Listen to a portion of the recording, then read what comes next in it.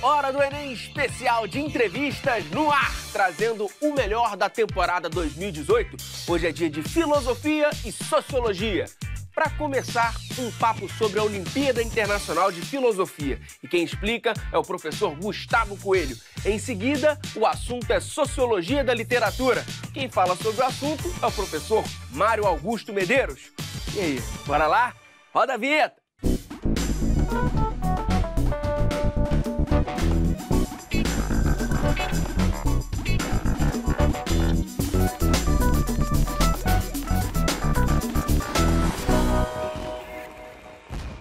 Já ouviu falar na Olimpíada Internacional de Filosofia? Em 2018, ela aconteceu em Montenegro, na Europa. E o nosso país esteve representado. E quem explica é o chefe da delegação brasileira e membro do júri internacional, professor Gustavo Coelho. Tudo bem? Prazer Tudo estar aqui. bem, que isso, prazer é todo nosso. Como é que funciona a Olimpíada Internacional de Filosofia? A Olimpíada Internacional de Filosofia é um evento que já ocorre desde 1993. Envolve hoje já 50 países do mundo. Ela tem uma programação bastante ampla, né? Social, cultural, acadêmica, principalmente, workshops, oficinas, ambientes para discussão entre os alunos. Mas no centro dela existe uma competição de ensaios filosóficos. Então, em que os estudantes, né? Ela é voltada para estudantes do ensino médio. Cada delegação tem 2 alunos e 2 professores. Um deles é o chefe de delegação. E os estudantes, então, têm que escrever um ensaio filosófico em até 4 horas em língua estrangeira. Inglês, espanhol, francês ou alemão. E nenhum estudante pode escrever na sua língua nativa. Então, se tiver um americano lá, ele não pode escrever em inglês. A ideia é tornar o processo mais justo para todo mundo. A gente está acostumado a ver gêneros textuais, mas ensaio filosófico, a gente não conhece muito bem. Explica um pouquinho como é. Isso, o que os alunos têm que fazer, né? Eles chegam lá no dia da prova, no dia da competição, né? Que está no centro do evento. Eu gosto de enfatizar que o evento é mais do que uma competição de ensaios, né? Mas no centro dele está isso. Os alunos, eles são apresentados a 4 tópicos filosóficos na forma de 4 trechos de textos de filosofia. Pode ser autores clássicos, contemporâneos. Em geral, o júri procura, né, as pessoas que elaboram a prova, que são membros da Federação Internacional de Sociedades de Filosofia, procuram escolher 4 tópicos que sejam bastante diversificados, entre áreas da filosofia, períodos da história da filosofia, culturas diferentes, né, filósofos de culturas diferentes e de gêneros diferentes também. Né? Mas então o que os alunos têm que fazer é escolher um desses 4 tópicos e construir então um ensaio, né, um texto argumentativo, em que eles defendam uma tese a respeito de um desses 4 tópicos. Sem limite de páginas, tem alunos que escrevem 3, tem alunos que escrevem 8, 10 páginas em 4 horas. Então não é uma mera prova de história da filosofia, não basta o aluno chegar lá enfim, né, escrever um texto mostrando tudo que ele sabe sobre Kant, ou sobre Descartes, ou sobre Aristóteles. A ideia não é essa, é mostrar que tu entende o pensamento de um filósofo. É construir uma argumentação própria em cima de um tópico que foi apresentado. Foi apresentado na hora. Na hora. Então não tem como eles fazerem uma preparação específica sabendo, ó, vai cair isso na prova.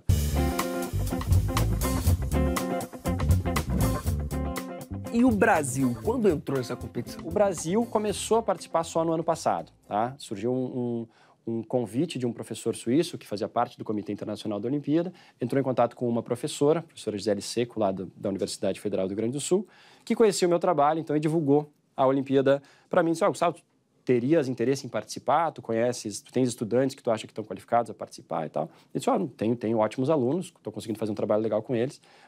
E aí, então, no primeiro ano, na nossa primeira participação, que foi no ano passado, em Roterdã, na Holanda, eu levei 2 alunos meus. Opa, quem foram? Quero saber o nome dos atletas. O Antônio Simões Pilcher e a Daniela Barcelos Amon, né, 2 estudantes do 3º ano do ensino médio. E aí, claro, fiz uma preparação específica para eles, de 2 meses, com uma carga de leituras, um programa, né, de leituras, um programa de redação de ensaios, alguns mais de formação de repertório, outros já de posicionamento, de construir uma argumentação em cima de um ponto, né?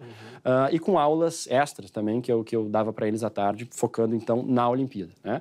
E aí nesse ano então eu já consegui organizar um primeiro processo seletivo no Brasil para escolher então os estudantes que participariam da 26ª edição, essa que foi em Montenegro, né? Aí, então em fevereiro foi feito um processo seletivo, eu formei um júri com 4 professores, a professora Gisele Seco da Universidade Federal do Rio Grande do Sul, a professora Michele Seixas da UFSM, Federal de Santa Maria, o professor Edgar Lira, aqui da PUC-Rio, e o professor Leonardo Ruivo, da Universidade Estadual do Maranhão. Né? Então, esse foi o júri da seletiva, eu divulguei ela para mais de 20 escolas, públicas e privadas. Claro, gostaria de poder, já na primeira edição, ter convidado o país inteiro, todos os estados e tal, mas a gente ainda está crescendo nesse processo, né? A ideia já para o ano que vem é crescer um pouco mais. Surgiu, então, a procura de alguns estudantes, né? 10 estudantes no total participaram. Então foram selecionados 2 estudantes de São Paulo, a Monique Murer e o Pedro de Oliveira. Como se saíram, tanto no ano passado quanto esse ano? Muito bem, com certeza. Assim, para uma primeira participação do Brasil, foi excelente. Assim. Muitos países que já tinham um histórico de premiação no evento saíram sem nenhum prêmio. E um dos meus 2 estudantes, né, o brasileiro, né, o Antônio, saiu de lá com uma menção honrosa. Ele ficou entre os 30 melhores da Olimpíada Internacional naquele ano. E nesse ano, a Monique Murer também, a outra estudante brasileira que a gente levou, também recebeu uma menção honrosa. Então, 2 anos seguidos com uma menção honrosa. Foi bastante bom. Ela chegou bastante perto de uma medalha. Agora eu quero saber como foi a sua participação no júri. Claro, uma participação que me deixa bastante honrado, né, de poder participar do júri de um evento tão importante, representando o meu país e representando a comunidade filosófica brasileira, que é uma comunidade bastante rica, bastante forte, bastante diversificada também, né? E também uma experiência bastante gratificante do ponto de vista acadêmico e humano, né? Porque tu estás ali numa situação em que tu tens que ler os ensaios dos estudantes. Claro que a gente não tem como ler todos, são mais de 100 ensaios, então são divididos em grupos, né? E cada grupo fica responsável por um número determinado de ensaios. Cada professor é soberano para dar a sua nota para cada ensaio particular que ele lê, mas a gente é estimulado, né, a estabelecer um diálogo, um debate, depois de ler cada ensaio, para ver se a gente realmente está seguro da nota que a gente quer dar ou não, né, individualmente. Então rola também aí um aprendizado, né, no momento em que a gente discute e vê, pô, que legal, de repente o cara aponta alguma coisa que tu não tinha percebido no texto, ou tu ajuda ele a enxergar alguma coisa que ele não tinha enxergado também no texto. Então pode ocorrer de alguém optar por alterar um pouco a nota que estava inicialmente, né, disposto a dar. É bom deixar claro, né, que o júri internacional ele é composto por todos os chefes de delegação e pelos professores acompanhantes que compõem cada delegação, né, que é mais um professor por delegação. E esse júri é encarregado por avaliar os ensaios em 2 primeiras rodadas. Tá? A tarefa do júri é, então, estabelecer como que um grande filtro, definindo 2 pontos de corte. A partir de onde serão dadas menções honrosas, sem ainda identificar o nome dos autores dos ensaios, a gente não sabe isso, né? Tudo é feito às cegas. E um segundo ponto de corte, que é quem vai ser indicado para uma medalha. Os ensaios que são indicados para uma medalha são lidos por um segundo júri, mais restrito.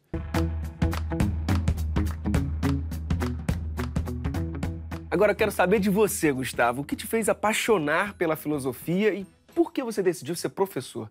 Para ela ser respondida assim por completo, exige alguns anos de terapia. Né? Não é uma questão simples essa. Né? Com certeza eu tive excelentes professores no meu ensino médio que despertaram e muito o meu interesse para o estudo da filosofia. Foi nas minhas aulas de filosofia do meu primeiro ano do ensino médio que surgiu o meu desejo pelo conhecimento, a vontade de querer compreender cada vez mais o mundo, a mim mesmo, a minha relação com o mundo, enquanto ser humano, né? Não eu em particular, e as relações que os seres humanos estabelecem entre si. Então, foi um momento assim que fez fez nascer em mim a curiosidade, assim, né, propriamente filosófica, né, de querer realmente entender tudo. Né? E em relação a ser professor, eu acho que, assim, vários fatores também. Quando eu estava no final do meu mestrado, eu optei por me inserir no universo do ensino médio e ser um professor de ensino médio. Estou com um projeto, claro, de voltar para o doutorado em breve, mas com o foco de ser um formador de cidadãos, de seres humanos, antes de ser um formador de especialistas. Né? Claro que tem um valor imenso em formar especialistas, né, que serão grandes professores. Mas saber que o meu trabalho, que a minha formação, que o meu trabalho como professor estaria refletido, né, em pessoas que vão seguir os mais diferentes caminhos. E acho que assim, também um desejo de fazer pelos meus alunos aquilo que os meus professores fizeram por mim. Qual é o seu recado para aquela galera que está em casa e tem aquele pensamento de mas filosofia nem é tão importante assim para a vida? É importante? Existe um exame que é realizado todos os anos nos Estados Unidos chamado Graduate Record Examination. Esse exame avalia os estudantes em 3 competências básicas, gerais, não específicas, né, da filosofia, que são raciocínio verbal, raciocínio quantitativo e o que eles chamam de escrita analítica.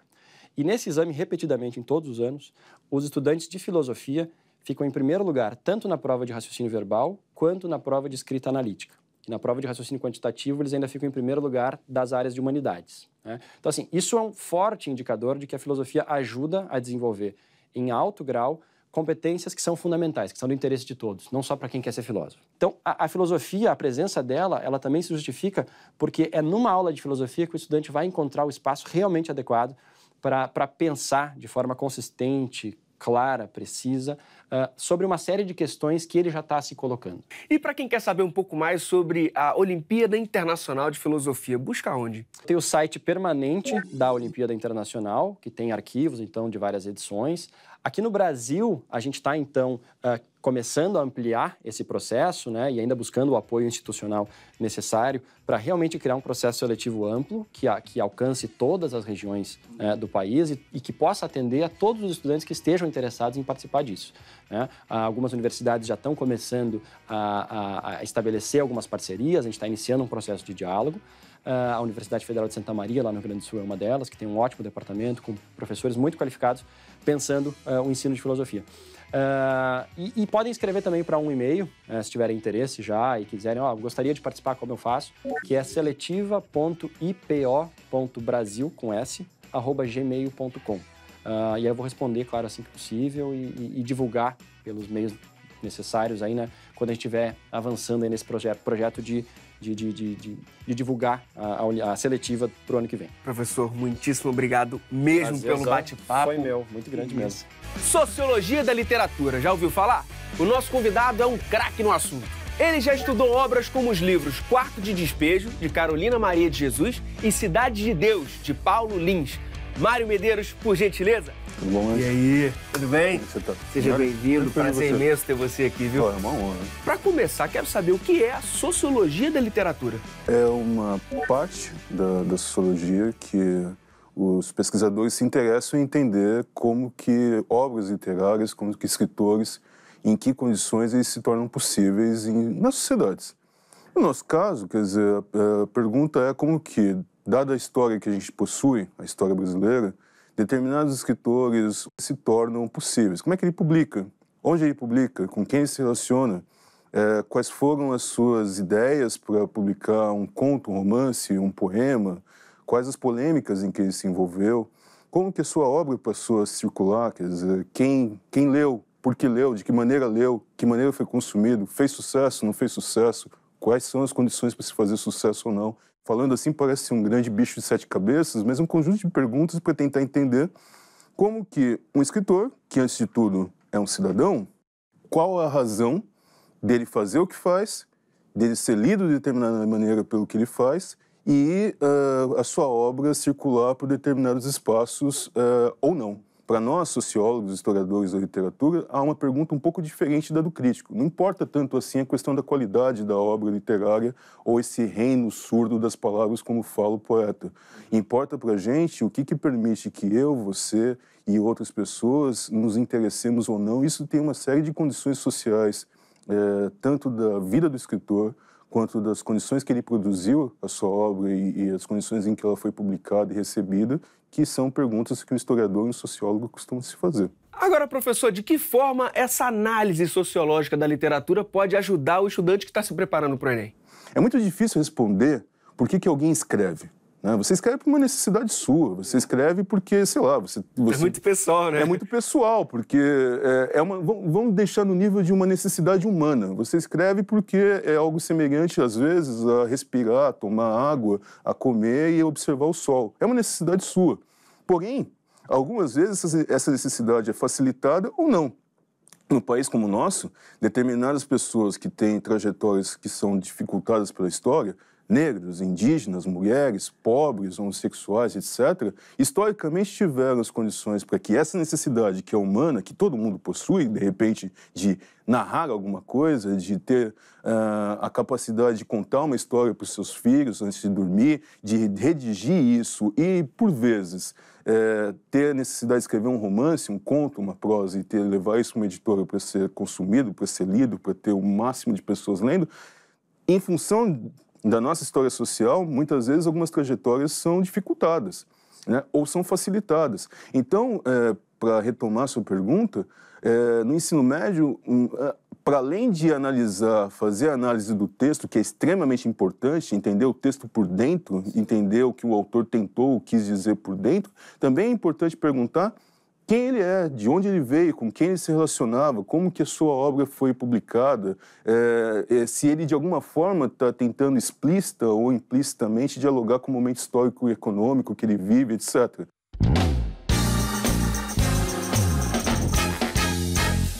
Bom, você escreveu um livro sobre o assunto, tá até aqui o livro, não tá? A Descoberta do Insólito, literatura negra, literatura periférica no Brasil, entre 1960 e 2000. Professor, queria saber quais foram os autores, as obras que você pesquisou para escrever esse livro. Eu selecionei para o meu doutorado escritores que estavam entre o final dos anos 50 até o começo dos anos 2000. Por quê? Porque eu via uma certa recorrência na história desses escritores e, mais ainda, na maneira como o nosso sistema cultural tratava esses escritores que tinham trajetórias parecidas. Então, eu começo com a Carolina Maria de Jesus, que é uma escritora mineira que fez a sua vida em São Paulo e se tornou conhecida em São Paulo e dali para o mundo, que publicou em 1960 o livro Corte de Despejo, Diário de uma Favelada. São os diários da Carolina que foram compilados por um jornalista que faleceu há pouco tempo atrás, o Audálio Dantas, levados para publicar na livraria Francisco Alves, e dali ela se torna um sucesso estrondoso. Carolina Maria de Jesus era uma mulher negra, pobre, moradora de uma das primeiras favelas da cidade de São Paulo, e que, por uma necessidade sua, humana, ela resolveu começar a relatar o seu cotidiano. O cotidiano dela ser uma mulher negra, pobre, favelada, mãe de 3 filhos, solteira, de viver a cidade de São Paulo nos anos 50, 40, 50, das dificuldades de catar papelão, das dificuldades de ser mulher, das dificuldades de ser negra, da maneira como ela enxergava a cidade e como a cidade também a enxergava. E na outra ponta, eu estava preocupado e achava que tinha uma semelhança na maneira como Carolina foi tratada quando se tornou um sucesso, a maneira como um escritor aqui do Rio, Paulo Lins, quando ele publicou Cidade de Deus. Paulo Lins é um escritor do Rio de Janeiro, filho de imigrantes nordestinos, baianos, que, em função de uma inundação, uma enchente que aconteceu na cidade do Rio de Janeiro, seus pais se mudam para o conjunto habitacional Cidade de Deus, faz faculdade de letras e também era um sujeito que escrevia poesias, né? O interessante é que, nos anos 80, Paulo Lins foi assistente de uma pesquisa de antropologia, de uma pesquisadora chamada Alba Zaluar, e ela descobre Paulo Lins, para além de escrevendo seus relatórios de pesquisa, também escrevendo poemas, também escrevendo uma obra literária. Incentiva que ele continue fazendo isso até que, então, vire, por exemplo, o romance Cidade de Deus. Nos 2 casos, seja na Carolina, seja no caso do Paulo Lins, quando essas obras vêm a público, acompanhando os jornais, as notícias de jornais, de revistas de literatura, as primeiras perguntas que são feitas é possível uma mulher negra da favela do Canindé ter escrito isso? Será que foi ela mesma que escreveu? Isso em 1960. Em 1997, quando sai a primeira edição do livro Cidade de Deus, muitas matérias se perguntam, bom, peraí, mas esse cara que mora na Cidade de Deus escreveu um romance de quase 500 páginas, será que isso é possível? Ué, mas por que a gente está perguntando se nos 2 casos as coisas são possíveis? Por que não poderia ter sido eles a escrever? Né? E entre os 2 tem um coletivo de escritores de nome Quilomboje, que há 40 anos, aniversariando esse ano, publica a série Cadernos Negros, que surge em 1978. Eles publicam anualmente um conjunto de escritores que se dedicam ou a contos ou a poemas, né? Também interessados em trazer ao público uma narrativa em prosa ou em poesia que se dedique a pensar um mundo negro, a complexidade que é o mundo visto pelo olhar do sujeito negro, do escritor negro. Além disso, eu também me dediquei a estudar a produção literária que, nos anos 2000, ficou conhecida em São Paulo como literatura marginal periférica, E o criador dessa ideia, um dos criadores dessa ideia, que defendeu essa ideia com muita ênfase, foi um escritor paulistano de nome Ferrez, né, que no ano 2000 ele publica Capão Pecado, que é a sua obra, é o seu segundo livro, mas é a sua obra inaugural, que fica conhecida no sistema literário. De novo, a mesma pergunta para o Ferrez foi feita nos cadernos de literatura, nas revistas, nas páginas de jornais. Tem um livro no Capão, uma das primeiras matérias que é publicada sobre o Ferrez tem esse título, Um Livro no Capão? Ponto de interrogação, né? Então, por que a gente se pergunta se Carolina, Paulo Lins ou Ferrez, se eles são possíveis, mas em função dessas trajetórias, em função das histórias familiares, em função dos lugares de onde vem, em função da história do seu grupo étnico, da sua cor da pele, da sua condição social? Por que a gente pergunta se eles são possíveis ou não? Por que eles não podem ser? Por que eles não podem fabular o mundo? Por que eles não têm algo a dizer? Isso diz muito, e era a minha hipótese também em relação aos Cadernos Negros, isso diz muito não sobre eles apenas, os escritores, mas diz muito a respeito de nós, a sociedade brasileira, e como nós tratamos negros, migrantes, nordestinos, pobres, mães solteiras, favelados, periféricos, no nosso dia a dia.